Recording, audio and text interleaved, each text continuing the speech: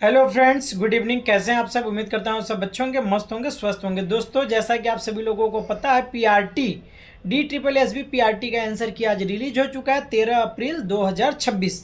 तो जितने भी candidate D triple S B PRT का एग्जाम दिए होंगे, आंसर की तो आ गया, लेकिन आप आंसर की में कुछ भी नहीं मिला पाएंगे कि मैं कौन सा क्वेश्चन सही किया हूँ, कौन सा गलत किया हूँ। अब आप एक बात बताइए, 200 क्वेश्चन है, 200 क्वेश्चन है, जिसमें math, reasoning, GK, GS, Hindi, English और पेडागोजी हैं।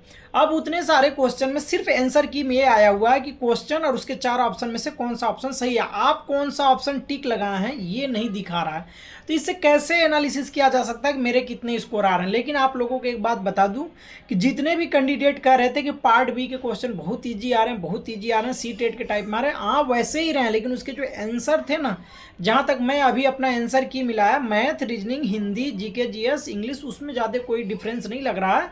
ठीक है, उसमें जितना आप किए होंगे उसी के अकॉर्डिंग क्वेश्चन बन रहे हैं। थोड़े बहुत 2 4 5 क्वेश्चन तो हर किसी का गलत होता है और होगा ही होगा। ऐसा नहीं, कोई भी इंसान परफेक्ट नहीं कि 100% एक्यूरेसी के साथ वो क्वेश्चन सही कर सकता है। लेकिन पार्ट बी के जितने भी क्वेश्चन लोगों को लग रहा था, कुछ लोग 200 में 200 कर आए, 180 क्वेश्चन तक भी करके आए, उनको लग रहा था कि मेरे सारे क्वेश्चन सही हो रहे हैं।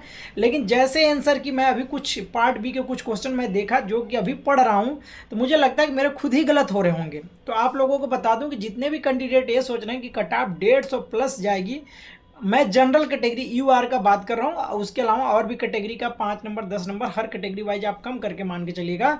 जितने भी कैंडिडेट, जैसे कि इससे पहले मैं वीडियो बनाकर आप लोगों को बताया था कि यू आर का कट ऑफ 150 प्लस जाएगा। मैं इसके पहले आप लोगों को कल या परसों एक वीडियो बनाकर बताया था कि यू आर कैटेगरी का कट ऑफ 150 प्लस जाएगा। लेकिन अभी मैं आप लोगों को बता रहा हूँ, जो पेपर को देखते हुए और जिस हिसाब से नंबर ऑफ कैंडिडेट बहुत कम एग्जाम दिए, मतलब 50% के अप्रॉक्स, 47% के अप्रॉक्स ही बच्चे पेपर में अपीयर हुए हैं, तो उसको देखते हुए, और बीएड भी बाहर हो चुका है, इन सारी चीज़ों का एनालिसिस करने के बाद जहाँ तक मुझे जो रियलाइज हो रहा है कि जिनके भी रॉ मार्क्स, मतलब आप लोगों का माइनस मार्किंग काटने के बाद 140 के नियर अबाउट में बन रहे हैं, मतलब 140 प्लस आप हैं और यू आर कैटेगरी से, तो अपने आप को सेफ मानकर चलिए। क्योंकि 140 अगर आपके रॉ स्कोर हो रहे हैं तो 10 5 नंबर तो नॉर्मलाइजेशन में बढ़ेंगे, 2 4 5 नंबर 10 नंबर जितने बढ़ेंगे, नॉर्मलाइजेशन में अगर सबके बढ़ेंगे तो आपके बढ़ेंगे। तो इस हिसाब से मेरे को लगता है डी ट्रिपल एस बी का पीआरटी का जो नॉर्मलाइजेशन, मतलब बिफोर नॉर्मलाइजेशन की बात कर रहे हैं, अगर आपके रॉ मार्क्स 140 के करीब बन रहे हैं यूआर कैटेगरी से, तो आप अपने आप को सेफ मानकर चलिए। और इसके बाद आ जाइए आप ओबीसी में। ओबीसी में अगर आप 115 से 120 के नंबर भी हैं, तब पर भी आप सेफ मानकर चलिए। ईडब्ल्यूएस का थोड़ा सा 125 से 30 के करीब मानकर चलिए।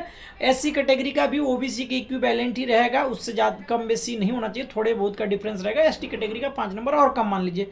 इस तरीके आपके अगर रॉ मार्क्स बन रहे हैं तो आप अपने आप को थोड़ा सेफ मानकर चलिए। लेकिन जब तक फाइनल रिजल्ट नहीं आएगा, पता करना बहुत मुश्किल है, क्योंकि इसमें देखिए आंसर की दिखाई नहीं रहा कि आप टिक क्या लगाए हैं, तो इससे क्या आप अनुमान लगा सकते हैं।